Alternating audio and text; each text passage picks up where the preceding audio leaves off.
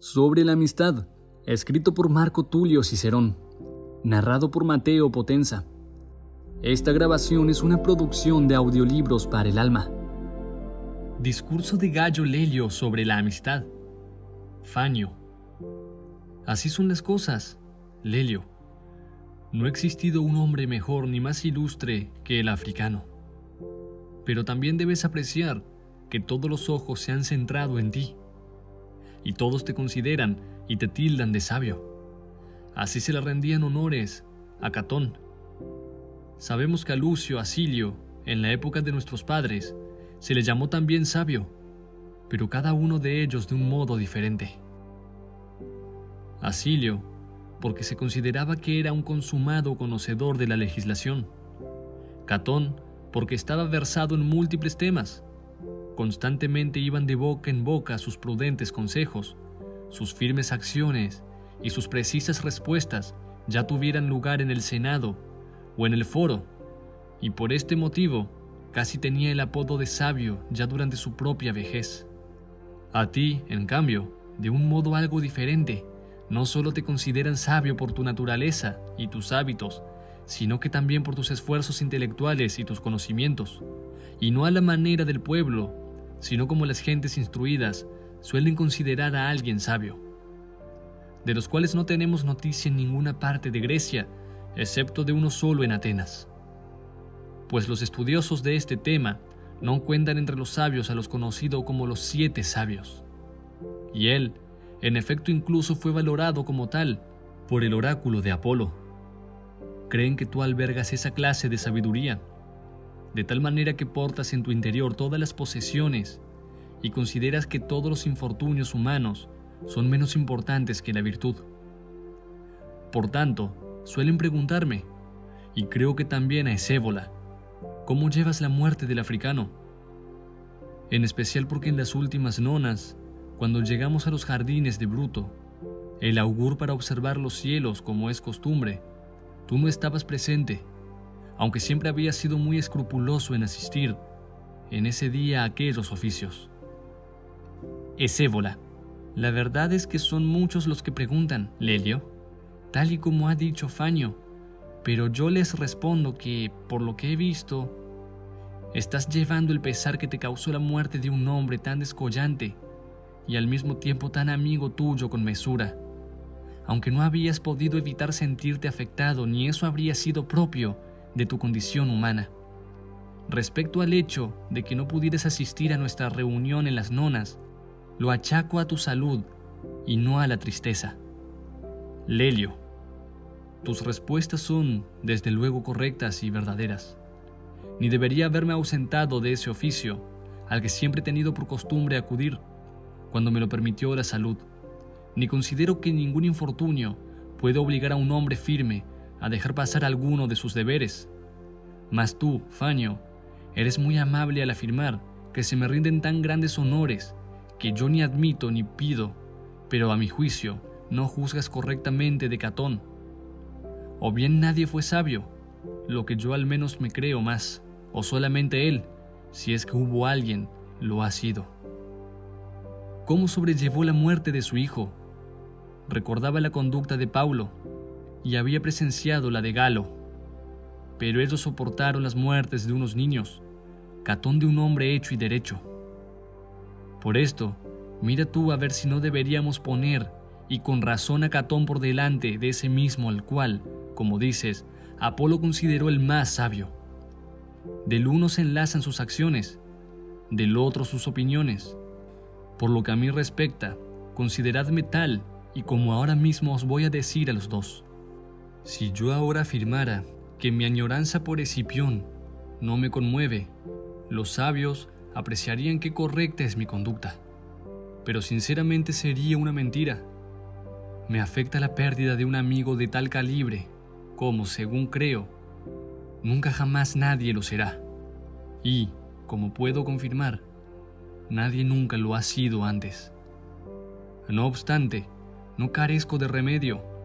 Yo mismo me consuelo y hallo gran solaz en el hecho de que no he caído en la equivocación que suele causar a la mayoría angustia por la muerte de sus amigos. Creo que a Escipión no le ha sucedido nada malo. Si algo malo ha sucedido, me ha sucedido a mí. Sufrir un gran pesar por el malestar propio es una característica de alguien que no ama a sus amigos, sino a sí mismo. Sin embargo, ¿quién diría que su vida no ha transcurrido de manera ilustre? A no ser que deseara aspirar a la inmortalidad, cosa que a Escipión nunca le preocupó. Él, que sobrepasó una y otra vez en su juventud, merced a su increíble gallardía, aquellas enormes esperanzas que sus propios conciudadanos habían puesto en él ya en su infancia, él que fue 2 veces elegido cónsul, la primera vez antes de la edad que le tocara, la segunda en el año que le tocaba, aunque casi demasiado tarde para Roma. Él, que eliminó con la conquista de las 2 ciudades más enemigas de este gobierno, no solo las guerras actuales, sino también las venideras. ¿Y qué decir de sus costumbres, las más afables, del amor a su madre, la generosidad con sus hermanas, de la bondad para con los suyos, de su sentido de justicia con todos? A todos os resultan conocidas.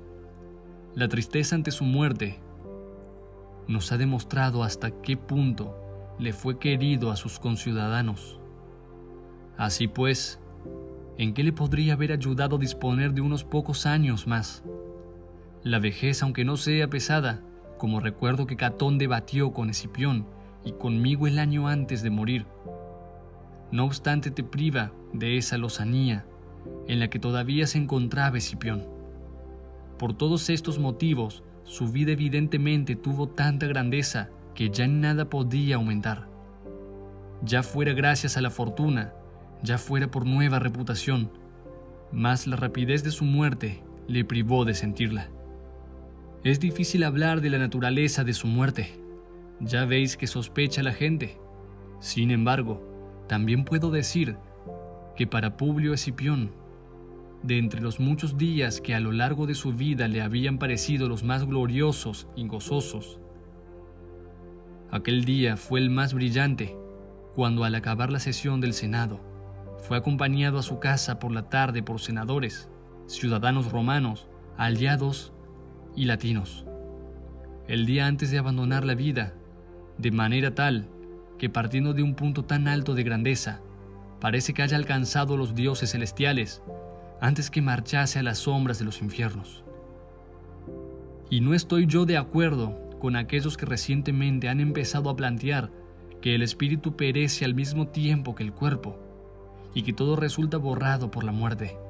Mayor peso tiene a mi juicio la autoridad de los antiguos, mejor dicho, de nuestros antepasados, los cuales dedicaron a los muertos unos ritos tan devotos que no los hubieran hecho si hubieran pensado que nada les atañía, o la importancia de aquellos que existieron en Grecia, la cual entonces florecía, si bien ahora ha sido ciertamente destrozada, y pulieron esta tierra con sus directrices y consignas o la autoridad de aquel al cual oráculo de Apolo designó, como el más sabio, que en vez de argumentar, como tenía por costumbre, las 2 caras de un debate en este tema, siempre mantuvo la misma opinión, a saber que el espíritu de los hombres era como divino y que éste, al abandonar el cuerpo, tenía la posibilidad de volver al cielo, mucho más rápida para todos aquellos cuyo comportamiento fuera el mejor y más justo. Esto mismo es lo que pensaba Escipión, el cual, como si intuyera su muerte, unos pocos días antes de su muerte, debatió sobre la política durante 3 días. Cuando estábamos presentes, Filio y Manilio y muchos otros, el final de este debate casi acabó siendo sobre la inmortalidad del espíritu, de la cual decía que él había oído hablar en un sueño a una aparición de Escipión el africano, el viejo. Si el viaje final de las almas es así, es decir que el espíritu de los mejores fácilmente se marcha volando tras la muerte, como si abandonara la vigilancia y las cadenas del cuerpo, ¿a quién le podría haber resultado más fácil ese camino que a Escipión? Por esto, temo que estar triste por su partida sea más propio de un envidioso que de un amigo. No obstante, si aquellas otras tesis son más acertadas, a saber, que la muerte del cuerpo y del espíritu sucede a la vez y no permanece ninguna ente capaz de sentir. En ese caso no hay nada bueno en la muerte. Pero tampoco, ciertamente, hay nada malo. Si desaparece ese ente, sucede casi lo mismo que si no hubiera nacido aquel que sin embargo nació, para gozo nuestro y alegría de nuestra nación mientras perviva.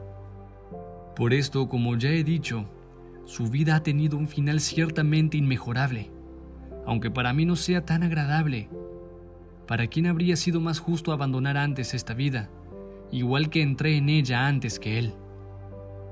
No obstante, disfruto del recuerdo de nuestra amistad hasta tal punto que parece que he tenido una vida feliz por haberla pasado con Escipión, con el cual compartí las cuitas de la política y la vida personal, a cuyo lado serví en el ejército, con quien viví bajo un mismo techo y conecté en el mayor grado en deseos, gustos y opiniones, donde radica toda la fuerza de la amistad.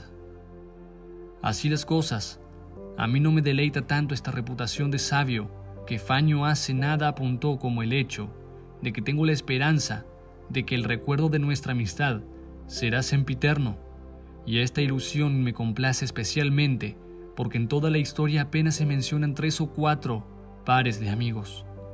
Creo que puedo tener la esperanza de que en esta línea la amistad entre Escipión y Lelio será reconocida. Fanio, todo cuanto has dicho hasta aquí, seguro que es así como dices, Lelio. Pero dado que has mencionado a la amistad y a nosotros, tenemos tiempo libre. Me darías un gran placer. Espero que así también a Escévola. Si de la misma manera que sueles explicarte en el resto de cuestiones, cuando se te preguntan, también plantearas sobre la amistad, cuáles son tus percepciones, cómo la valoras y qué consejos das. Escévola, para mí realmente sería un placer, y yo mismo pensaba intentar tratar este mismo tema contigo. Fanio se me ha adelantado, por tanto de esta manera nos complacerás a los dos. Exposición inicial sobre los rasgos en los que se basa la amistad. Lelio, yo no me opondría si tuviera confianza en mis propias capacidades, pues este es un tema noble y no tenemos ninguna obligación pendiente, como ha dicho Fanio. Pero ¿quién soy yo? ¿Qué capacidad tengo yo? Esa es una costumbre de los eruditos, especialmente de los griegos, de tal manera que se les plantea de sopetón un tema de debate. Esa es una gran tarea y requiere no poco entrenamiento.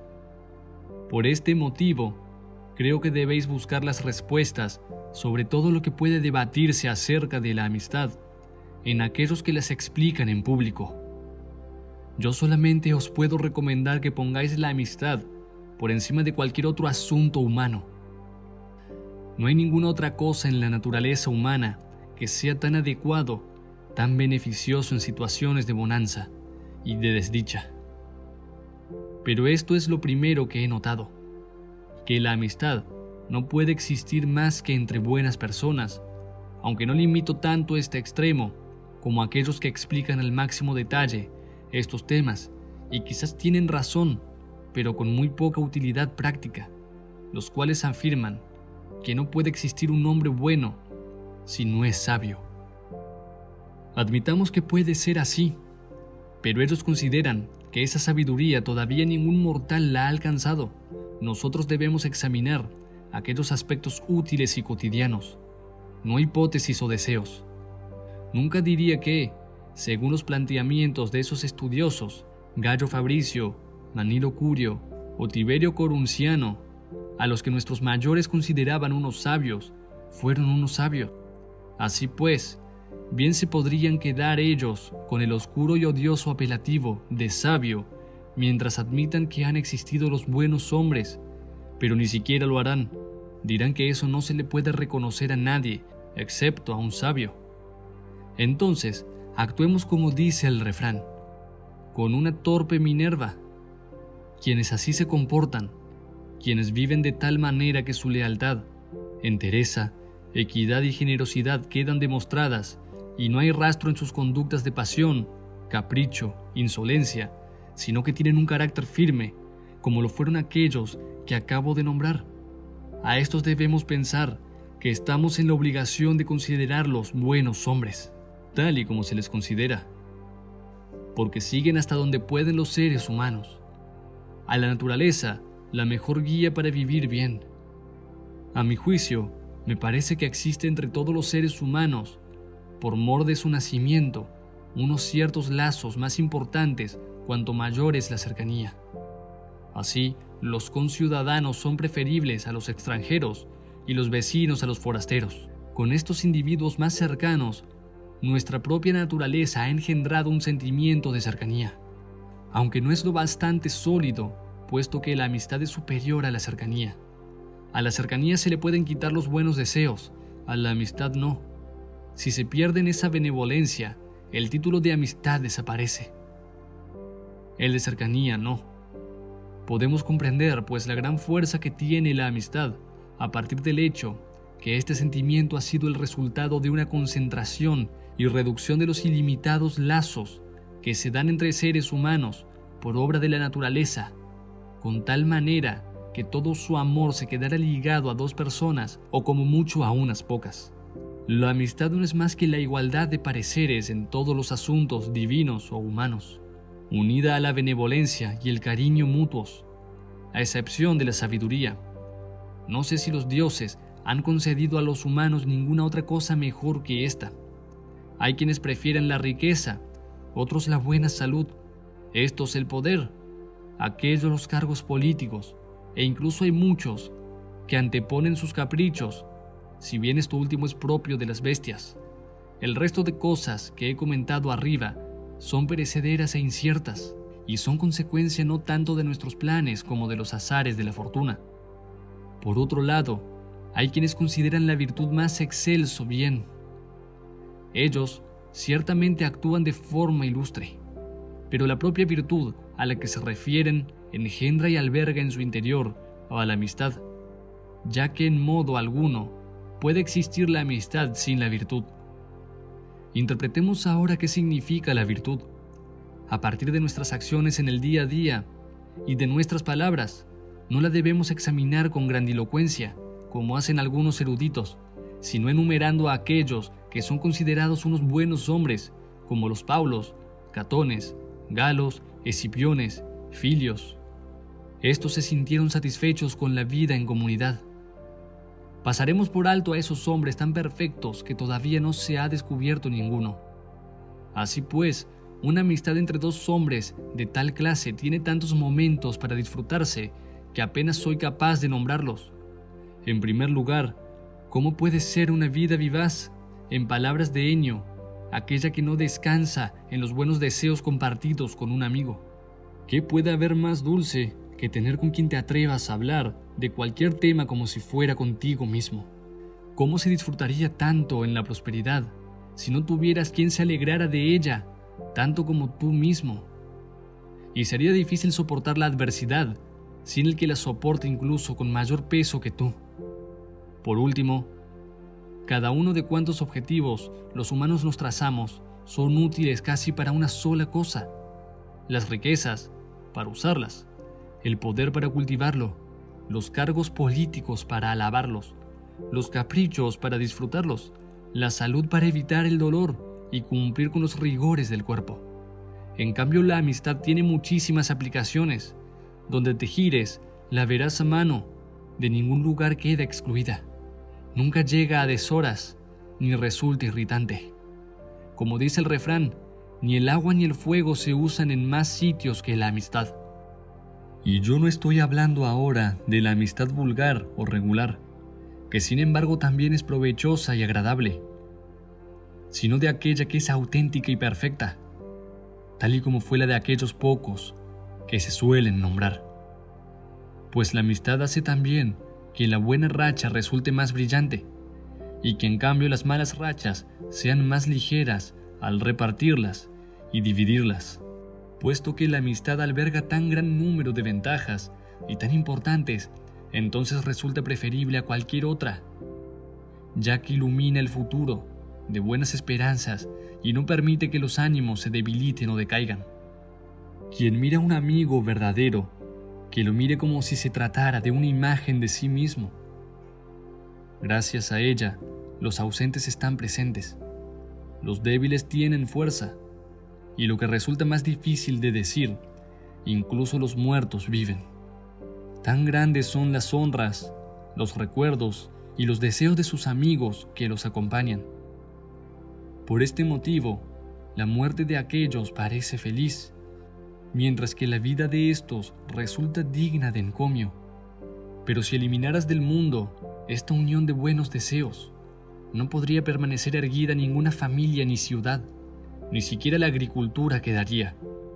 Y si no se entiende cuán grande es la fuerza de la amistad y la concordia, podemos captarla en las disputas y discordias. ¿Qué casa hay tan sólida?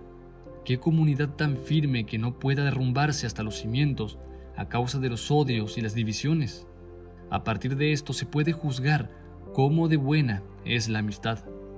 Todos conocemos sin duda que cierto erudito de Agrigento cantó inspirado por los dioses en unos poemas griegos que la amistad unía todo aquello en la naturaleza y el mundo que estaba inmóvil y en movimiento, pero que la discordia los separaba.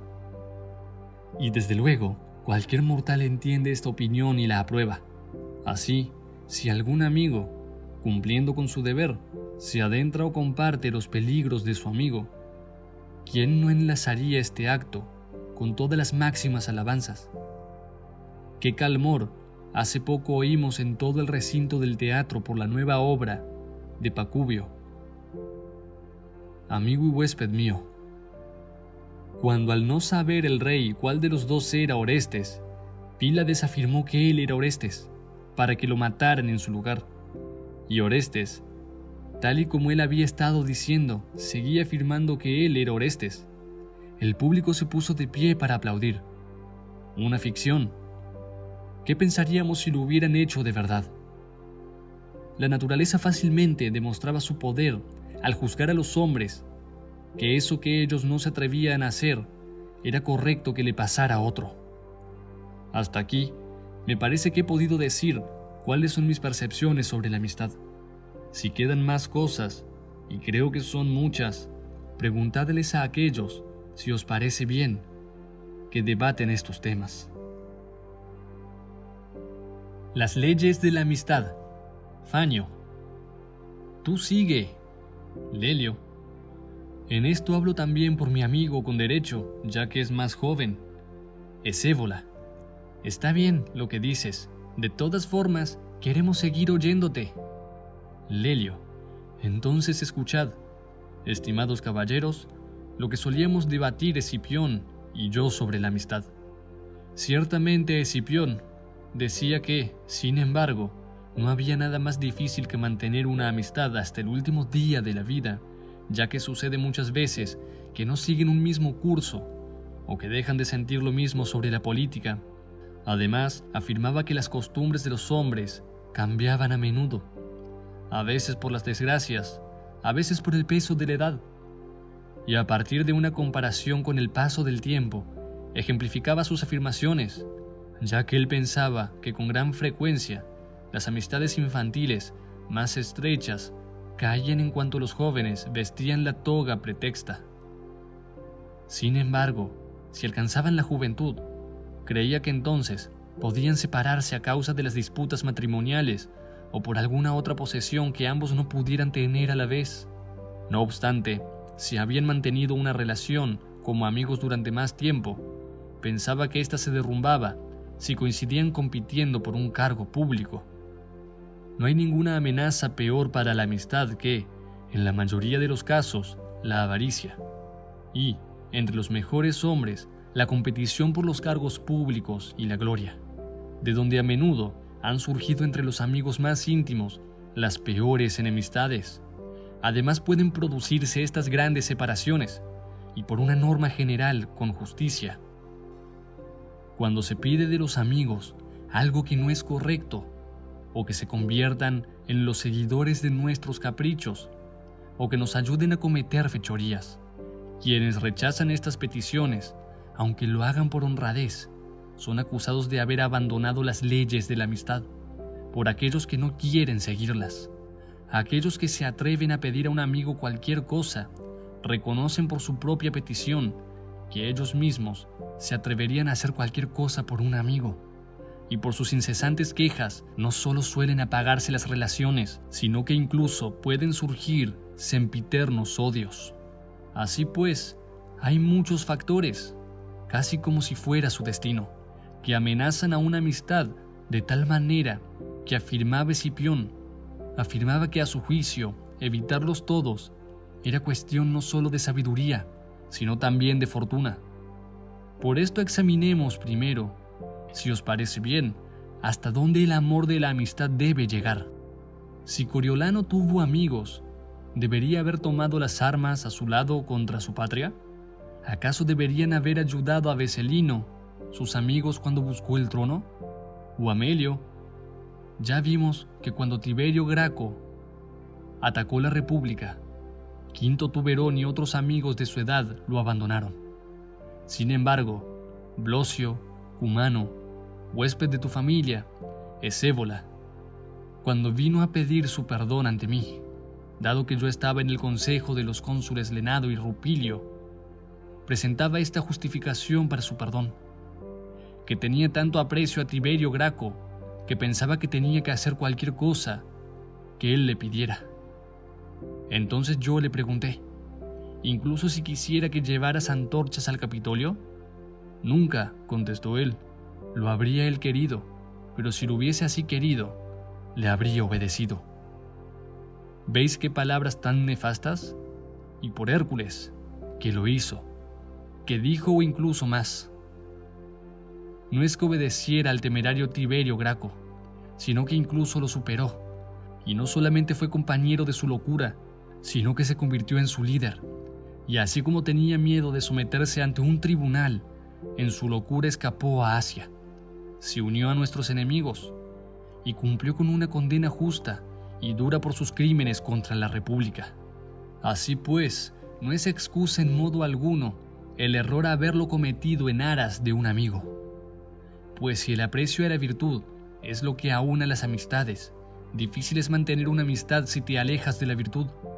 Si decidiéramos con rectitud conceder a los amigos aquello que pidieran o pedirles lo que quisieran, si en efecto tuviéramos una perfecta sabiduría, no habría ningún problema. Pero hablamos de amistades que tenemos a la vista, o que hemos visto, o que guardamos recuerdo, a los que conoció una vida en una comunidad. De esta muestra debemos tomar nuestros ejemplos, y especialmente de aquellos que más se acercaron a la sabiduría. Sabemos que Papo Emilio fue íntimo amigo de Lucino. Así nos lo contaron nuestros padres, que fueron cónsules 2 veces ambos juntos y compartieron la censura.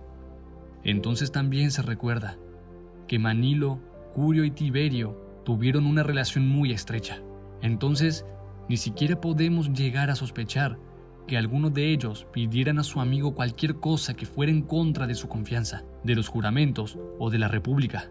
Pues, en efecto, ante tales hombres, ¿qué importa decir si nos lo planteáramos que no se debería pedir?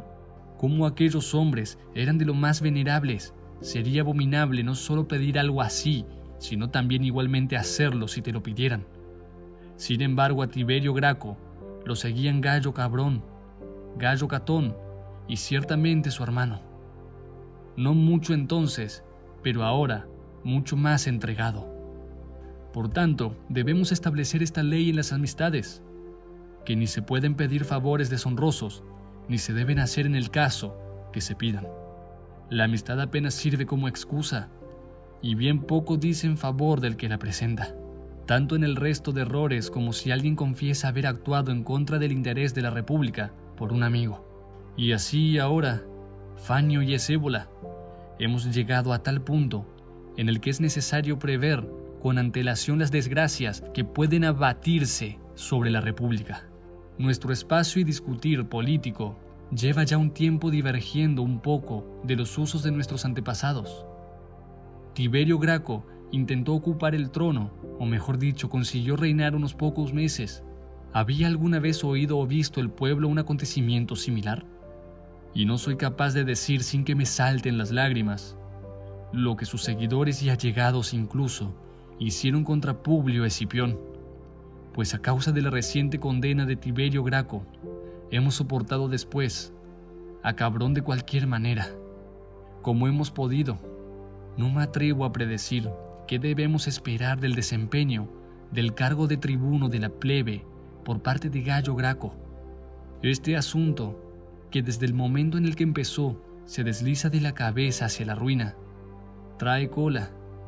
Ya veis qué desastre ha afectado a las votaciones, primero con la ley Gabinia y 2 años después con la ley de Casio.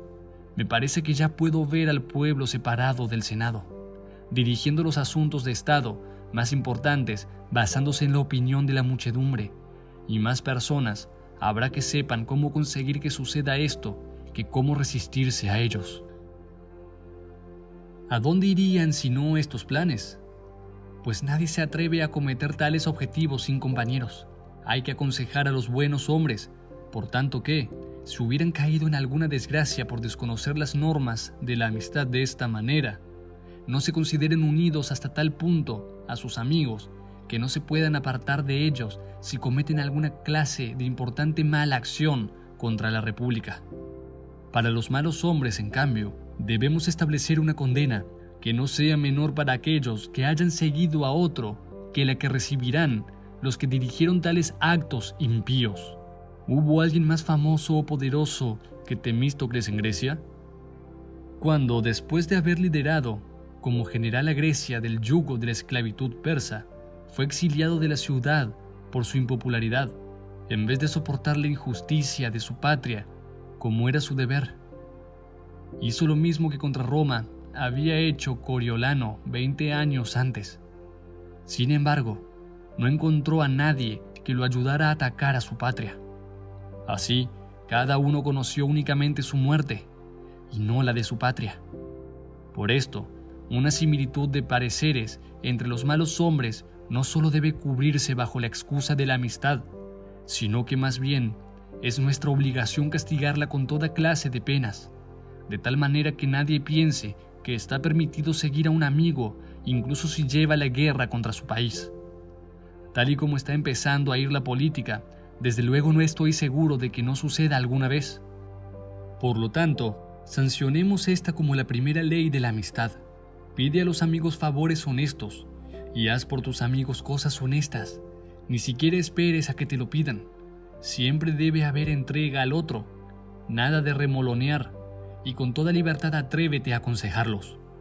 El prestigio de los amigos que dan buenos consejos debe tener mucha importancia en una amistad. Este prestigio debe utilizarse no solo para aconsejar de forma cierta, sino incluso hiriente, si el tema en cuestión lo requiere, y debe obedecerse cuando se ejerce. Según tengo entendido, algunos a los que creo que en Grecia se les considera sabios sintieron mucho aprecio por algunas opiniones descabelladas. Ahora bien, no hay nada que los griegos no sigan hasta sus más finas sutilezas. Algunos enseñaban que hay que evitar las grandes amistades para que no sea necesario que uno esté preocupado por muchos, pues cada uno tiene más que suficiente con sus propios asuntos y resulta más que enojoso verse implicado en los ajenos. Que lo más cómodo es tener amistades muy superficiales, a las que puedas llevar a donde quieras o que las puedas abandonar, pues lo más importante es la seguridad de vivir felizmente, de la cual no puede disfrutar nuestro espíritu si está él solo entregado a muchos. Otros, según se dice, afirman que es menester buscar amistades por motivos de la ayuda y auxilio, no de la benevolencia y la caridad, lo cual, tema que hace poco ya he tratado, es extremadamente inhumano. Según esta lógica, si alguien tuviera muy poca entereza y apenas fuerzas, busca el máximo de amistades. Es por esto que las mujeres buscan el refugio de las amistades más que los hombres, los pobres más que los ricos, y los desgraciados más que aquellos que son considerados felices. Oh ilustre filosofía, los que quitan la amistad de la vida parece que privan al mundo del sol. Ningún don de los dioses inmortales es mejor que ella. Nada es más agradable. ¿De qué sirve esa ausencia de preocupaciones? En apariencia resulta agradable, pero en muchas ocasiones es despreciable. No tiene ningún sentido no implicarse en un asunto o en una acción honesta, ni dejarla de lado cuando ya estás implicado para no preocuparse. Porque si rehuimos nuestras preocupaciones, es menester abandonar toda virtud, que requiere de alguna preocupación para desperdiciar y odiar a su contrario, la mesura a la inconstancia y la pereza a la fortaleza. De esta manera, puedes ver a los justos sentirse muy dolidos por la injusticia, a los fuertes por timoratos, y por los despilfarradores a los moderados. Es propio de espíritu bien formado, por tanto, alegrarse por lo bueno y dolerse por lo contrario. Así las cosas, si cae sobre el sabio el dolor del espíritu, por supuesto también le afecta, a no ser que consideremos que ha extirpado cualquier vestigio de humanidad de su alma. ¿Por qué motivo deberíamos arrancar la amistad de nuestra vida? ¿Para que no nos cause problemas? ¿Qué diferencia habría si privamos al hombre de sus sentimientos? No diré ya entre un hombre y un animal, sino entre un hombre y un árbol o una piedra, o alguna otra cosa de este estilo. Tampoco hay que hacer caso a esos que desearían una virtud sólida y casi de hierro. La virtud es tanto en la amistad como en muchas otras cosas, tierna y maleable, de tal manera que se expanda ante los éxitos de un amigo, pero se encoja ante sus adversidades. Por consiguiente, esta angustia en la que estamos obligados a caer con frecuencia por un amigo no es tan importante como para eliminar la amistad de nuestras vidas. No es más importante que el rechazo de toda virtud por el simple motivo de que unas pocas preocupaciones y problemas nos afecten. Dado que la virtud cohesiona las amistades, sí, como ya hemos dicho, resplandece alguna señal de su presencia, es menester que, ante ella, los espíritus de la similar talante se unan y, si esto sucede, surja el amor. ¿Qué puede haber tan absurdo como sentirse complacido por poseer una gran colección de cosas inanimadas, como las honras, la gloria, la vivienda, los vestidos y el aspecto corporal para aquel individuo que, dotado con una virtud que lo anima, sería capaz tanto de amar, sino también, por así decirlo, de ser recíproco en este amor y no solo de sentirse complacido?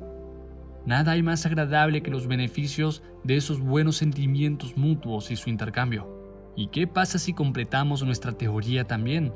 Porque es posible y correcto añadirlo, señalando que no hay nada que seduzca y atraiga hacia sí a ninguna cosa tanto como la similitud a la amistad. Pues ¿qué tendrá que reconocerse que es cierto que las buenas personas disfrutan con los buenos y reconocen que están unidos a ellos por su naturaleza y por una sensación de familiaridad? Nuestra naturaleza se abalanza más que ningún animal sobre aquello que le parece semejante a sí misma. Por esta causa, Fanio y Esébola, debe quedar claro que, en mi opinión, las buenas personas tienen casi la obligación de ser buenos con el resto de buenos, lo cual la naturaleza ha establecido como la fuente de la amistad. No obstante, este sentimiento de bondad también se preocupa por la masa. La virtud no es inhumana, ajena a las responsabilidades y exclusiva, ya que tiende a proteger incluso a pueblos enteros y cuidarlos de la mejor manera. Esto, en efecto, no lo haría si rechazara ayudar al pueblo. Por otro lado, a mí aquellos que fingen sus amistades por el interés, me parece que eliminan de la amistad el lazo más estimable. No es tanto el provecho que se puede sacar de un amigo, como el propio amor por el amigo, lo que nos complace, y entonces sucede que nos agrada aquello que hace un amigo por nosotros, si lo hace con entrega. ¿Cómo se contradice con esta teoría de que las amistades se cultivan por necesidad el hecho de que quienes las cultivan son más generosos y filantrópicos, aquellos que por su riqueza, abundancia y gran virtud, en la que está la mejor protección, apenas si carecen de algo? Pero no sabría decir, si no es necesario para una amistad, que ni siquiera falte nada. Pues ¿cuándo se habría fortalecido nuestra relación? Si Escipio no hubiera necesitado nunca de mi consejo o de mi actuación en Roma o en la guerra. Así pues, no sigue la amistad al provecho, sino que es el provecho lo que sigue a la amistad. ¿No deberíamos escuchar entonces a los hombres que persiguen el placer si en algún momento debaten sobre la amistad, para la cual ellos no encuentran ninguna utilidad ni motivo? En el nombre de los dioses y los hombres, existe quien desearía nadar en la máxima abundancia y vivir, sin que le falte nada para no apreciar a nadie ni ser apreciado a nadie. Esta es la vida de los tiranos, en la que no puede existir ninguna lealtad, ninguna amabilidad, ninguna confianza permanente en la benevolencia, sino que todo resulta siempre sospechoso y preocupante y no existe lugar alguno para la amistad. Y es que, ¿quién aprecia a quien teme o al que cree que le teme? Sin embargo, se cultivan esas amistades fingidas durante un tiempo, que si al final acaban cayendo como suele suceder, con frecuencia, entonces comprenden cuán pobres eran en amigos. Dicen que Tranquinio dijo al exiliarse, supo realmente cuántos amigos fieles tenía y cuántos no, cuando ya no podía recompensar o castigar a ninguno de ellos. Sin embargo, me sorprendería que él, con aquella soberbia e insolencia, pudiera haber tenido algún amigo. Así los recursos de muchos poderosos dejan fuera las amistades fieles. No solo la propia fortuna es ciega, sino que muchas veces incluso convierten ciegos a aquellos a los que ha elegido, pues así su orgullo y arrogancia los sacan casi de su lugar. Y nada puede llegar a ser más insoportable que un necio afortunado. Y es bien fácil ver que aquellos que antes fueron de trato agradable cambian al recibir el mando militar, el poder o la prosperidad. Desprecian a sus antiguas amistades y se complacen en las nuevas. ¿Qué comportamiento es más necio que comprar cuando se poseen abundantes riquezas, recursos y posesiones? Todo el resto de cosas que se pueden comprar con dinero, como caballos, esclavos, magníficos vestidos y delicadas vajillas, y no cuidar los amigos que son, por así decirlo, los mejores y más bellos muebles de una vida. En efecto, cuando compran todas esas otras cosas, no saben ni para quién las compran, ni por quién se esfuerzan, pues cada una de ellas acaban siendo propiedad del más fuerte. En cambio, las amistades son para todos una posesión segura y firme, de tal modo que, incluso si se mantienen aquellos bienes que son casi un regalo de la fortuna, una vida yerma y carente de amigos no puede ser agradable. Pero con esto ya hemos tratado bastante este tema. Teorías sobre la finalidad y los límites de la amistad. Ahora ha llegado el momento de definir cuál es la finalidad de la amistad y casi los límites de su afecto. Respecto a este punto, sé que son 3 las teorías que suelen darse, de las cuales no apruebo ninguna. La primera razona que sentimos el mismo afecto hacia nuestros amigos que el que sentimos por nosotros mismos. La segunda afirma que corresponde en igual modo y medida nuestra benevolencia para con ellos con la suya para nosotros. Y la tercera, que un hombre es tan importante para sus amigos como él mismo se considera a sí mismo. No estoy totalmente de acuerdo con ninguna de estas 3 opiniones. No es verdad la primera, cuando dice que nos portamos con nuestros amigos según como seamos. ¿Cuántas cosas hemos hecho por nuestros amigos que nunca haríamos para nosotros? Implorar por alguien indigno, suplicar, entrarle a alguien con mucha aspereza y perseguirlo una y otra. Cosas que en nuestros asuntos no serían suficientemente respetables. Por causa de un amigo, se tornan las más honradas. Hay muchas ocasiones en las que los buenos hombres se privan y toleran ser privados de sus bienes, para que sus amigos antes que ellos puedan disfrutarlos. La otra teoría es la que confía la amistad a una equivalencia entre deberes y apetencias. Desde luego resulta muy pobre y limitado equiparar la amistad con unos cálculos, como si fuera una balanza contable, la porción entre favores dados y recibidos. Más rica y caudalosa me parece que es la auténtica amistad, y no eso de mirar con lupa que demos más de lo que hayamos recibido. Tampoco hay que tener miedo de que algo se caiga, se derrame y llegue al suelo o se acumule en la amistad más de lo justo. En tercer lugar, tenemos aquella última explicación, la peor de todas, que señalaba que los amigos lo valoran a uno en función de la importancia que uno se dé. Con frecuencia, en algunos hombres su espíritu es el más abyecto o las expectativas de mejorar su fortuna las más azarosas. Así pues, no es propio de un amigo ser de una determinada manera en función de lo que aquél se considere, sino más bien apoyar y esforzarse para dar ánimos al amigo que ha caído y transportarlo hacia unas mejores expectativas y pensamientos. Por tanto, aquí debemos establecer otro de los fines de la auténtica amistad, aunque ya he expresado una opinión que Escipión solía criticar especialmente, pues él decía que nunca había podido descubrir una definición más alejada de la amistad que la de aquel que dijo que era necesario amar a un amigo tal y como si alguna vez lo fuéramos a odiar. Escipión afirmaba que a él no lo podrían convencer para pensar, tal y como se solía decir, que esto lo había dicho Biante, al cual consideran uno de los 7 sabios, pues era una opinión propia de alguien impuro, o bien ansioso de poder, o bien que lo reducía todo a su propio poder. ¿De qué otra forma, si no, podría ser alguien amigo de uno del cual piensa que podría ser su enemigo? Así, sería incluso necesario querer y desear que un amigo se equivoque a todas horas para tener más asas, por así decirlo, de dónde cogerlo, e incluso deberíamos angustiarnos, dolernos y odiar los bienes y buenas acciones de nuestros amigos.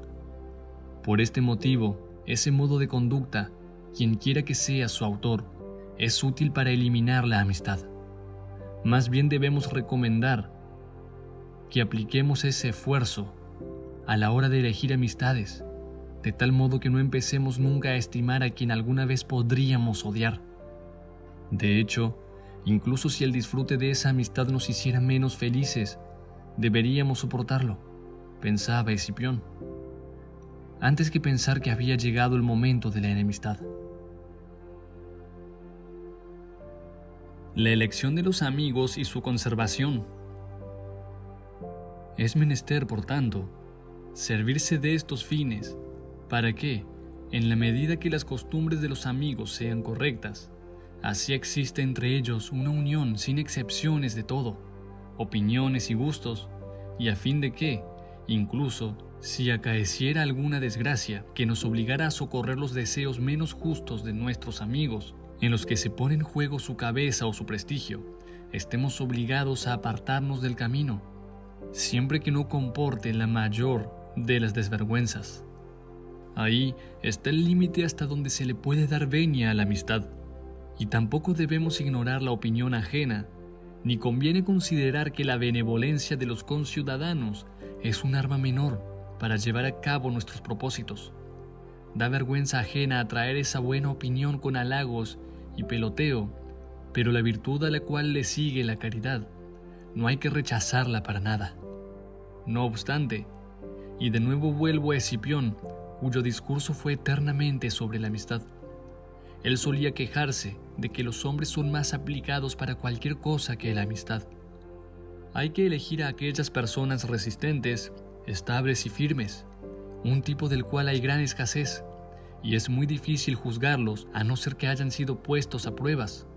Más en la propia amistad está la necesidad de ponerse a prueba. Por tanto, la amistad precede al juicio y elimina la posibilidad de ponerlos a prueba.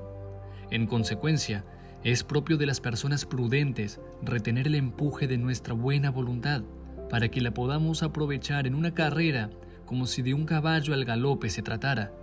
Y así también sucede con la amistad cuando acecha el peligro a las costumbres de nuestros amigos. En algunos casos se observa con un poco de dinero qué volubles son. Otros, en cambio, a los que un poco no los mueve, se llegan a conocer en las grandes cantidades. Pero si encontráramos a quienes consideren que poner el dinero por delante de la amistad es sucio, ¿dónde podríamos encontrar a los que no antepongan a la amistad las honras, los cargos políticos y militares, el poder, las riquezas, de tal manera que, cuando se les pusiera a un lado estas prebendas y al otro las leyes de la amistad, no prefirieran con mucho las primeras? Nuestra naturaleza es débil para rechazar el poder.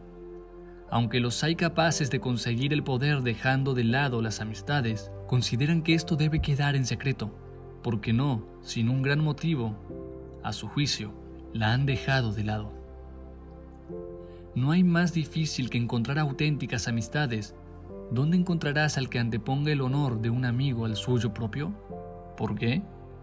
Para no entrar en detalles, qué duro, qué difícil le parece a la mayoría asociarse a las desgracias, para ahondar en las cuales no es nada fácil encontrar a alguien, aunque Ennio dice continuo: el amigo seguro se reconoce en la incertidumbre. A la mayoría de las personas, estas dos, la volubilidad y la debilidad, los superan, ya sea porque desprecian la prosperidad de un amigo, ya sea porque lo abandonan en su desgracia. Por tanto, a quien se hayan mostrado en ambos casos seguro, firme y sereno en su amistad, debemos considerar que pertenece a un género excepcional de hombres y casi divino. La firmeza de la constancia y la seguridad de aquel en quien buscamos la amistad es la confianza. Nada que carezca de confianza es firme. Además, es adecuado elegir a personas sencillas, afables y empáticas, es decir, que tengan los mismos sentimientos, elementos que ayudan todos en su conjunto a establecer la confianza. No se puede confiar en aquel que tiene un carácter cambiante y enrevesado, ni tampoco quien no tenga los mismos sentimientos ni sienta con la misma naturaleza puede ser firme o de fiar. A este mismo cabe añadir que no se debe deleitar lanzando acusaciones contra ti ni creyendo aquellas que lancen contra ti, cosas que atañen todas a la constancia que hace poco hemos tratado. Así resulta verdadera aquella afirmación que dije en un principio: la amistad no puede existir si no es entre buenos hombres, pues es propio de un buen hombre, al mismo que sea lícito llamarle sabio, tener estas dos virtudes en una amistad. En primer lugar, que nada sea fingido ni simulado. Es más propio de un carácter noble demostrar abiertamente su aversión que guardarse su opinión en la mente. En segundo lugar, no solo rechazar las acusaciones que cualquiera lance, sino ni siquiera albergar una sospecha, pensando siempre que se ha ejercido una clase de violencia contra su amigo. Conviene que a su carácter se le añada una cierta finura en su modo de hablar y en su comportamiento, un nada despreciable condimento de la amistad. La severidad y esa seriedad en todos los asuntos confiere ciertamente importancia, pero entre amigos conviene ser más suelto, más generoso, más agradable y más proclive a todo tipo de chanzas y amabilidad. En este punto, sin embargo, se nos plantea una cuestión un tanto difícil. ¿Cuándo debemos anteponer a los nuevos amigos dignos de nuestra amistad a los antiguos, tal y como solemos preferir los potros a los viejos caballos? ¿Cuán indigna de un hombre esta duda? No debe existir, como en el resto de las cosas, un hartazgo de la amistad. Las más antiguas, como esos vinos que aportan su vejez, deben ser las más agradables. Y es verdad aquello que suele decirse: hay que compartir muchas comidas juntos para completar los deberes de la amistad. Si las nuevas amistades aportan expectativas de que brote en ellas, como si no fueran unas malas hierbas, un buen fruto, desde luego, no hay que repudiarlas, aunque también hay que guardar en su lugar a las viejas amistades. No hay fuerza que supere la antigüedad y la costumbre. En efecto, si nada lo impide, nadie montaría en ese caballo que acabo de mencionar, pero con mucho más gusto utilizamos aquel que tenemos por costumbre que un nuevo e indomado. De hecho, la costumbre es importante no solo con los seres vivos, sino también con los objetos. Al disfrutar en los mismos lugares, montañosos e incluso agrestes, en los que más tiempo hemos pasado. Pero es de vital importancia en una amistad sentirse igual a los inferiores. Muchas veces existen personas extraordinarias, tal y como era Escipión en nuestro, por así decirlo, rebaño. Él nunca se puso por delante de Filo, de Rupilio o de Numio, pero a Quinto Máximo, su hermano, sin duda, un hombre distinguido, pero en nada igual a él, como lo aventajaba en edad, lo trataba como a alguien superior, y quería que todos los suyos, gracias a él, pudieran ser más importantes.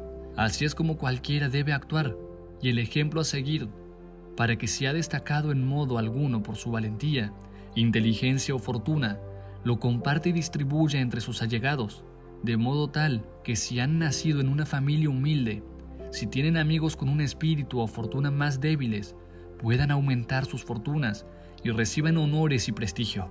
Como sucede en los cuentos, los que en algún momento, por desconocer su linaje y familia, acabaron como esclavos, cuando al ser reconocidos se descubre que eran hijos de unos dioses o unos reyes, sin embargo mantienen su cariño hacia los pastores que, durante muchos años, consideraron sus padres.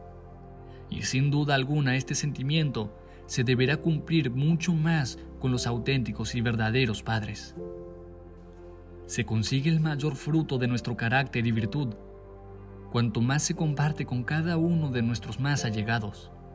Así pues, al igual que quienes son superiores en una relación entre amigos o parientes deben igualarse a los inferiores, la mayoría de estos siempre se están quejando de algo o incluso lo reprochan, especialmente si creen que ellos tienen algo por lo que puedan decir que se han aplicado en el cumplimiento de su deber de amigo y con algún esfuerzo por su parte.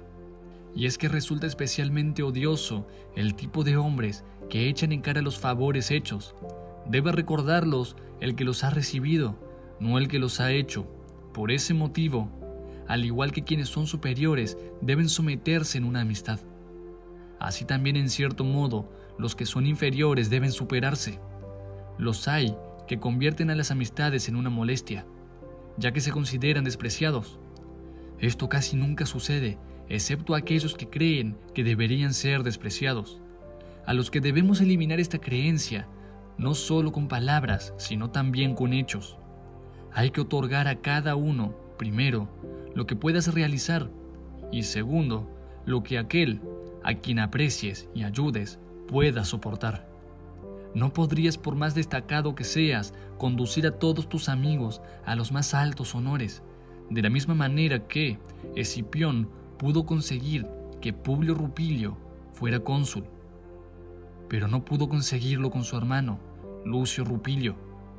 Pero si incluso pudieras concederle a tu amigo cualquier cosa, vigila primero qué podría soportar él. Sin duda alguna, hay que juzgar a las amistades cuando tanto la edad como el carácter ya se han fortalecido y afirmado. Y no es necesario, si algunos compartieron en su juventud el gusto por la caza o los juegos de pelota, tener como amigos a aquellos a los que apreciaron entonces por disfrutar de las mismas aficiones. Si fuera así, nuestras ayas y esclavos instructores recibirían nuestro máximo cariño, según esta ley de antigüedad. Ciertamente no debemos dejarlos de lado, pero hay que estimarlos de una manera diferente. De otra forma, las amistades no pueden gozar de estabilidad. A costumbres dispares le siguen aficiones diferentes, cuya diferencia separa las amistades. Los buenos no pueden ser amigos de los malos, ni los malos de los buenos, no por otra causa que por el hecho de que existe entre ellos la máxima distancia posible entre sus costumbres y aficiones. Puede también aconsejarse, y con acierto, en las amistades que una cierta benevolencia desmesurada, lo que a menudo sucede, no debe poner trabas a las grandes ocasiones que se les presentan a nuestros amigos. No podría, si volvemos a las leyendas, haber capturado Troya Neptólemo, si hubiera hecho caso a Licómedes, su educador, cuando intentó impedir su marcha hacia Troya entre grandes llantos, y es frecuente que grandes acontecimientos tengan lugar que requieran la separación de los amigos. Quien las quiera impedir por no soportar la añoranza con facilidad es un débil y un blando, y por este mismo motivo poco justo con sus amistades. Y es que en cualquier cuestión hay que tomar en consideración qué puedes pedir de tus amigos y qué toleras que te pidan. Es también una especie de calamidad, algunas veces inevitable, la ruptura de una amistad. Ahora ha llegado el momento de que nuestro discurso se separe de las amistades entre hombres sabios y pase a las amistades corrientes. Pueden ser motivo de ruptura el mal comportamiento, tanto contra los propios amigos como contra otros ajenos, la infamia del cual, sin embargo, recae sobre sus amigos. Así pues, tales amistades deben deshacerse por una gradual falta de contacto, o, como le oí decir a Catón, antes disuadirlas que zanjarlas, a no ser que alguna ofensa tan intolerable haya prendido de tal manera que no resulte correcto ni honrado, ni pueda suceder otra cosa más que la obligación de realizar un inmediato alejamiento y separación. Si existiera un cierto cambio en las costumbres o en las aficiones como suele suceder, o tuvieran lugar discrepancias sobre las políticas de la República, estoy hablando, como he dicho antes, de las amistades corrientes, no de las de los sabios. Habrá que andarse con cuidado de no solo dejar caer la amistad, sino incluso incurrir en una enemistad. Nada resulta más vergonzoso que hacer la guerra contra aquel con el que habías compartido tu vida con la máxima cercanía. Por causa mía, Escipión rompió su amistad con Pompeyo. Como sabéis, por las disputas políticas que existían, se distanció de nuestro colega, Metelo. Su enemistad con ambos la llevó con dignidad y compostura, sin amargos sentimientos de odio. Por este motivo, lo primero que hay que hacer es esforzarse en que no se produzca ningún alejamiento entre los amigos, pero, si ya hubiera sucedido, debemos procurar que parezca que la relación se ha apagado antes que ahogado. Con mucho cuidado debemos andarnos para que las amistades no se conviertan en profundas enemistades, de donde surgen las riñas, las maldiciones y las injurias. No obstante, si fueran soportables, debemos aguantarlas y rendir este honor a aquella antigua amistad, de tal manera que recaiga la culpa sobre quien realiza la injuria y no sobre quien la padece. Estimado oyente, gracias por ser parte de Audiolibros para el Alma. Si este audio te está brindando una experiencia agradable, te invitamos a que te suscribas a Audiolibros para el Alma y compartas este canal con tus seres más queridos. Muchas gracias y continuamos con nuestro audio. La conveniencia de juzgar bien a las amistades. En resumidas cuentas, frente a todos estos defectos e inconvenientes existe una única medida de seguridad y control: que ni los amigos empiecen a gustarle rápido, ni que sean indignos. Son dignos de ser amigos aquellos en los que su propio carácter se halle la causa por la que son apreciados. Una rara especie, rara, desde luego, como todo lo ilustre, y nada hay más difícil que encontrar aquello que en todo su conjunto es perfecto entre su especie. Pero la mayoría de personas no conocen otro bien en las relaciones humanas más que la rentabilidad, y eligen a sus amigos sobre todo como rebaños, de los que esperan extraer los máximos beneficios. Así ellos carecen de aquella bellísima y esencialmente natural amistad, cuya razón de ser es ella misma y se la busca por esto mismo, y no pueden aprender de su propia experiencia ni cuál es la fuerza de la amistad, ni cómo de grande. Todos nos amamos a nosotros mismos, no para sacar un beneficio de nuestra propia autoestima, sino porque nos tenemos aprecio a nosotros mismos. Si no transferimos este sentimiento a la amistad, nunca seremos capaces de encontrar un verdadero amigo, aquel que es como un otro yo. Pero si hasta podemos ver en las bestias, en los pájaros, en los peces, salvajes, domesticados o fieras, que primero ellas piensan en sí mismas, al igual que todo ser vivo, pero que después buscan y prefieren unirse a otras de su mismo género, cosa que hacen con un deseo que se asemeja al amor humano. ¿Hasta qué punto no se hallará en mayor grado este impulso natural en los hombres? El ser humano no solo se aprecia a sí mismo, sino que también busca a quienes con cuyo espíritu pueda combinar el suyo, de tal manera que casi salga uno de donde había dos. La mayoría de hombres, sin embargo, desean tener un amigo de este tipo de una manera irracional, por no decir desvergonzada, cuando ellos mismos no pueden serlo, puesto que desean de sus amigos todo aquello que ellos mismos no les ofrecen. Es tan importante ser un buen hombre como buscar a otro que se nos asemeje. En tales asuntos, esta estabilidad, de la que hace poco hemos hablado, de la amistad, puede reafirmarse.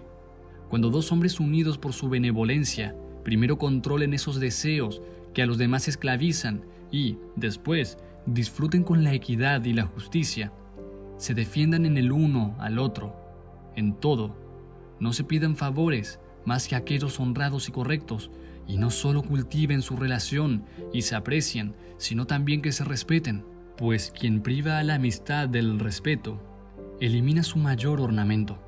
En consecuencia, hierran de manera perniciosa quienes consideran que en la amistad se permite todo tipo de caprichos y vicios.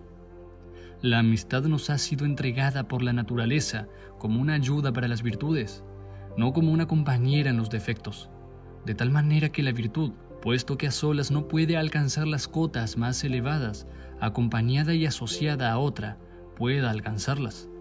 Si este pacto tuvo o tendrá lugar, debe considerarse su compañía como la mejor y más feliz para aspirar a los más altos bienes de la naturaleza. Este pacto, decía, es en el que radica todo cuanto los hombres consideran que es menester perseguir: honradez, buena fama, calma y felicidad, hasta tal punto que, cuando se han conseguido estos objetivos, la vida es dichosa, pero sin ellos no puede serlo, dado que este es el mejor objetivo y el más noble. Si lo queremos alcanzar, hemos de prestar atención a nuestra virtud, sin la cual no podemos alcanzar ni la amistad, ni cualquiera de estos objetivos que vale la pena perseguir. Si la dejamos de lado, quienes creen que tienen amigos al final, notarán que se habían equivocado, cuando alguna impotente desgracia los obligue a ponerlos a prueba. Por todos estos motivos, es necesario recordarlo una vez más. Conviene que, una vez los hayas juzgado, tus amigos te agraden, pero no que los juzgues una vez ya te han gustado. Pero al igual que sucede en muchos otros temas, donde nuestra negligencia nos domina, así especialmente ocurre a la hora de elegir y cultivar las amistades. Nos servimos de opiniones desfasadas, y tal y como ese antiguo refrán desaconseja, actuamos acabada la función, pues rompemos de repente las amistades a mitad de trayecto, por alguna ofensa cuando ya estamos ligados por el trato cotidiano o incluso algunos favores. Es más, deberíamos incluso criticar más tan gran descuido en un asunto tan fundamental. Solamente la amistad es lo único cuya utilidad nadie discute. Muchos desprecian hasta la virtud y consideran que es una especie de arrogancia y boato. Otros tantos miran por encima del hombre las riquezas, a los cuales satisfechos con poco, una vida y una vestimenta austera les deleita. A los cargos políticos, por su parte, por cuya ambición algunos se inflaman, otros los desperdician hasta tal punto que creen que no existe nada más vano y superfluo, y así sucede con el resto de cosas, que a algunos les parecen dignas de admiración, y en cambio, hay muchos más que consideran que no sirven de nada. Sin embargo, todos opinan lo mismo respecto a la amistad, tanto aquellos que se entregan a la política como quienes se deleitan con el conocimiento y ciencia, como los que dirigen sus negocios libres de cargas públicas, como incluso aquellos que se han integrado en su totalidad a sus caprichos. Todos creen que sin la amistad no hay vida alguna, si al menos desean vivirla de alguna manera con gusto. La amistad, no sé de qué forma, se desliza en la vida de todos los hombres, y no hay forma de vida que tolere su ausencia. De hecho, incluso si alguien tuviera un modo de vida tan salvaje e inhumano que rechazara todo contacto con el resto de hombres y lo rehuyera, tal y como nos cuenta la tradición que hizo un tal Timón en Atenas, no podría, sin embargo, aguantar sin buscar a alguien con quien expulsar esa ponzoña de su alma agriada. Y esto podría juzgarse con mayor acierto si pudiera suceder lo siguiente: que un Dios nos sacara de este trato continuo con los hombres y nos colocara en algún lugar remoto y solitario, y allí, disponiendo en cantidad y abundancia de todo aquello cuanto nuestra naturaleza desea, nos eliminara la posibilidad de entrar en contacto con hombre alguno. ¿Quién tendría un carácter tan férreo como para poder soportar esa vida, al cual esa soledad no le quitaría el placer de disfrutar sus deseos? Es por tanto verdad aquello que nuestros ancianos suelen recordar, que decían los ancianos de su época. Algo que dijo, según creo, el tarentino Arquitas: si alguien subiera a los cielos y contemplara la naturaleza del mundo y la belleza de las estrellas, la admiración que sentiría le parecería desagradable, pero sería en cambio la más placentera si tuviera a alguien a quien contárselo. La naturaleza no ama a la soledad y siempre busca algo en lo que apoyarse. No hay apoyo más agradable que el de un gran amigo. Una auténtica amistad se basa en la verdad, no en la adulación. Sin embargo, a pesar de que la naturaleza nos señale tantas veces qué desea, qué busca y qué quiere, no sé cómo le prestamos, no obstante, oídos sordos y no oímos sus consejos. Las experiencias con una amistad son muchas y muy variadas, y dará pie a muchas causas para sospechar de nuestros amigos y sentirnos ofendidos. Cosa que es de sabios tanto evitar como aliviar como soportar. Pero hay una ofensa en concreto que no se debe tomar excesivamente en serio, para que tanto el beneficio como la confianza se mantenga en una amistad, pues es frecuente tener que aconsejar y amonestar a los amigos, críticas que hay que aceptar amigablemente, siempre y cuando se hagan con benevolencia. Y sin embargo, no sé muy bien cómo es verdad aquello que dice mi gran amigo Terencio en su comedia Andría: la adulación engendra amigos, la verdad, odio. La verdad resulta molesta, si desde luego de ella nace el odio, que es veneno para una amistad, pero la adulación es mucho más molesta porque en su indulgencia permita que nuestro amigo se arroje de cabeza a sus vicios, mas la máxima culpa recae en aquel que rechaza la verdad y por esa adulación es empujado hacia su ruina. Cualquier persona debe tener en estos asuntos capacidad de razonar y actuar con rapidez, primero para que el consejo carezca de acritud y después para que las críticas no añadan injurias. Ante los aduladores, por seguir utilizando con libertad el término de Terencio, que haya una cierta afabilidad, pero que queden bien lejos los halagos, una ayuda para nuestros defectos que no son dignos ya no de un amigo, sino ni siquiera de un hombre libre. De otra manera, viviremos a veces con un amigo, a veces con un tirano.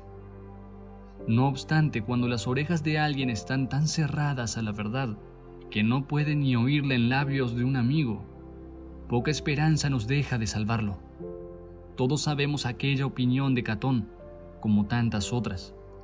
Algunos se merecen amigos de lengua afilada antes que otros que parezcan suaves. Aquellos suelen decir la verdad, estos nunca. Y resulta absurdo el hecho de que aquellos que reciben los consejos no se enojan por lo que deben, sino por lo que no deberían.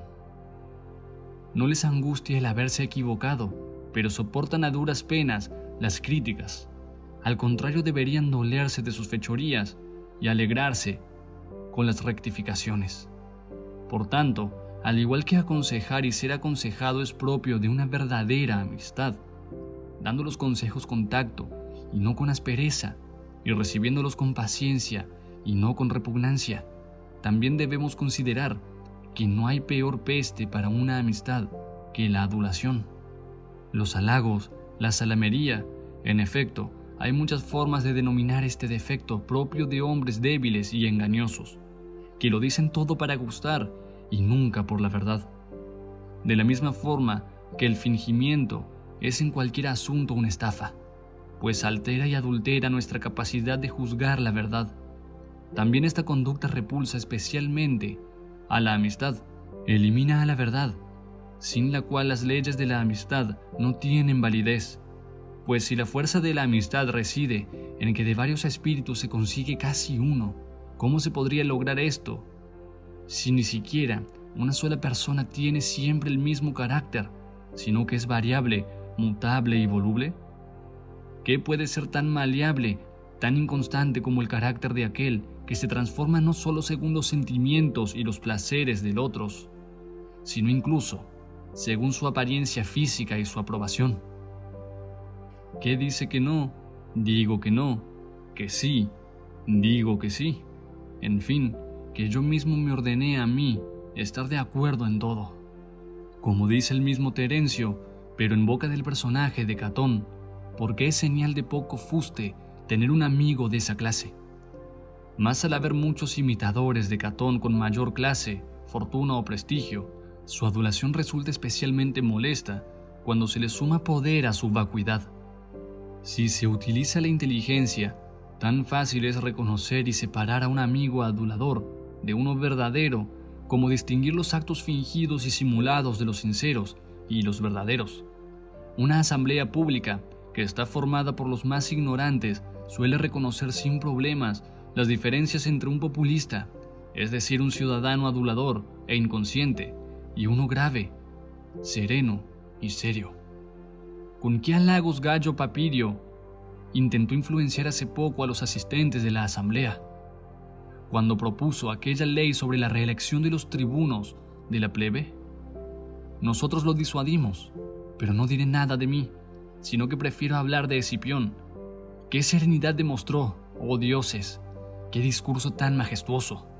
¿Con qué facilidad lo reconocerías, no como un amigo del pueblo, sino como su líder? Pero vosotros estabais allí, y las copias de su discurso circulan de mano en mano. Así se tumbó aquella ley popular sobre el sufragio del pueblo.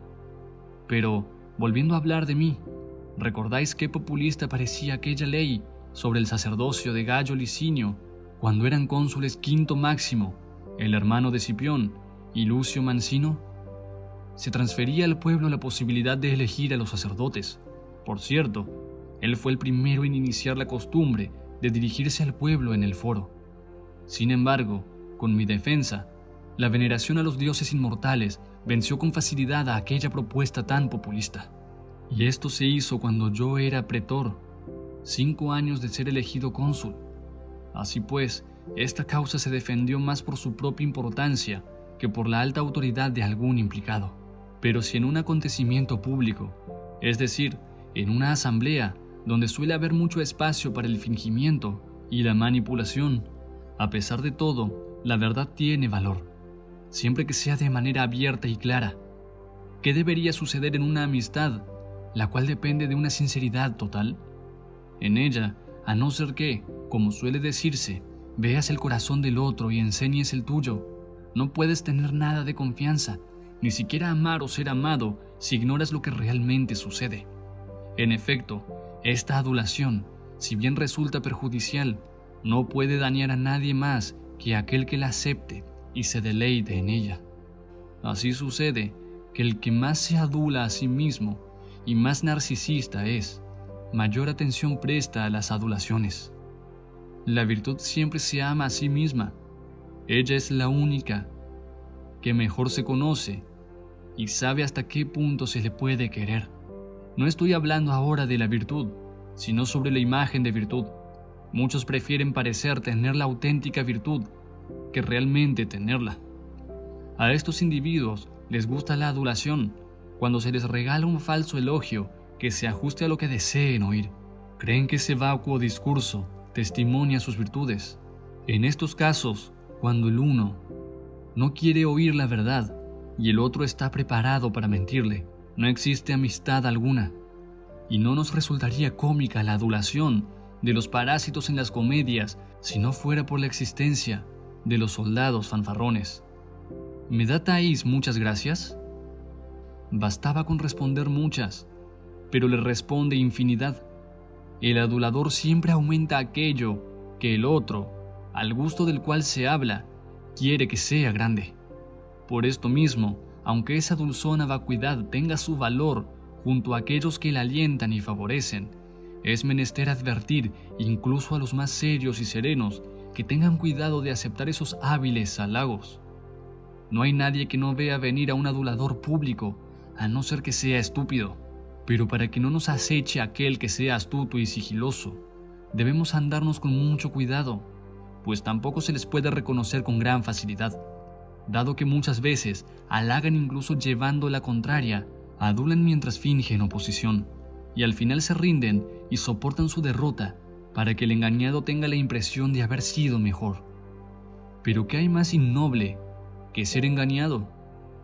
Para que esto no suceda, hay que andarse con mucha cautela. Hoy, delante de todos estos viejos estúpidos de comedia, me has puesto del revés y has hecho de mi engaño la mejor de sus diversiones. Pues incluso en los cuentos, el personaje más estúpido de todos es el del viejo crédulo y corto de miras. Conclusión. No sé cómo mi discurso ha pasado de tratar de las amistades entre hombres hechos y derechos, es decir, sabios, Hablo de esa sabiduría que realmente podemos encontrar en un hombre, a las amistades más livianas. Por esto mismo, volvamos a aquellas primeras amistades y concluyamos de una vez con este debate. La virtud, decía Gallo Fanio y Mucio, la virtud es lo que une las amistades y las mantiene. En ella hay armonía, firmeza, estabilidad. Cuando se nos muestra ella misma, arroja su luz y observa y reconoce esos mismos rasgos en otro. Se le acerca y acoge a su vez lo que hay en el otro. Por esto, se enciende ya sea el amor, ya sea la amistad. Ambos términos derivan de amar, y amar no es más que apreciar a aquel que ames en sí mismo sin carencias, sin buscar ningún provecho, a pesar de que este provecho pueda brotar de la amistad, incluso cuando tú menos lo busques. Sentí aprecio y hasta benevolencia cuando era joven por estos ancianos, Lucio Paulo, Marco Catón, Gallo Falo, Publio Nasica, Tiberio Graco, el suegro de mi Escipión. Pero esta brilla con más fuerza entre iguales, como sucedió entre Escipión, Lucio Furio, Publio Rupilio, Espurio Mumio y yo. A su vez, ya los ancianos también encontramos placer en el cariño de los jóvenes, como el vuestro o como el de mi quinto Tuberón. De hecho, incluso me deleita especialmente mi estrecha relación con los jóvenes Publio Rutilio y Aulio Virginio, puesto que es ley de vida y de nuestra naturaleza que a una generación le siga otra. Aún así no hay más remedio que desear que puedas llegar a la meta, por así decirlo, con aquellos que salieron contigo en la salida. Pero como todo cuanto tiene que ver con los hombres es frágil y pasajero, siempre hay que buscar a algunos a los que apreciemos y que nos aprecien. Si privamos a la vida del cariño y esta bondad, la vida se queda sin motivos de gozo. Para mí, Escipión, aunque la muerte me lo haya arrebatado de repente, vive y siempre seguirá vivo. He amado la virtud de este hombre, la cual no se ha apagado, y no la veo yo solo, que siempre la tuve próxima, sino que incluso para las futuras generaciones será ilustre y eminente. Nadie nunca podrá aspirar o desear alcanzar las cotas más altas sin pensar que no debe tener en cuenta su recuerdo y su imagen. En efecto, de entre todo aquello cuanto la fortuna o la naturaleza me ha otorgado, nada tengo que pueda comparar con mi amistad con Escipión. En ella hallé un común parecer sobre la política, consejos para mi vida privada y una tranquilidad llena de placer. Nunca lo ofendí, ni siquiera en el más mínimo aspecto. Nada le oí decir que yo no quisiera. Teníamos un mismo hogar, un mismo modo de vida que compartíamos, y no solo habíamos compartido nuestro servicio militar, sino que también nuestros viajes al extranjero y salidas al campo. ¿Y qué podría añadir sobre su pasión por conocer siempre algo y aprenderlo? En estos afanes consumimos todo el tiempo que pasamos alejados de la política y de los ojos del pueblo. Si el recuerdo y la memoria de todo esto hubiera desaparecido con él, no podría soportar de ninguna manera mi añoranza por un hombre al que estaba tan unido y quería tanto. Pero ni estos recuerdos han desaparecido, sino que más bien se alimentan y crecen con mis pensamientos y mi recuerdo. Y, si careciera de ellos, mi propia vejez sería mi mayor consuelo. Ya no tendré que vivir mucho más con esta añoranza. Todo lo breve resulta más soportable, por más grande que sea. Esto es cuanto tenía que decir sobre la amistad. Os animo a que valoréis la virtud, sin la cual no puede existir la amistad, hasta tal punto que penséis que, a excepción de ella misma, no hay nada más valioso que la amistad. Esto es una producción de Audiolibros para el Alma. Si te gustó este libro, compártelo con tus seres más queridos. Deja tus reflexiones sobre el audiolibro en los comentarios. Suscríbete y no dejes de compartir.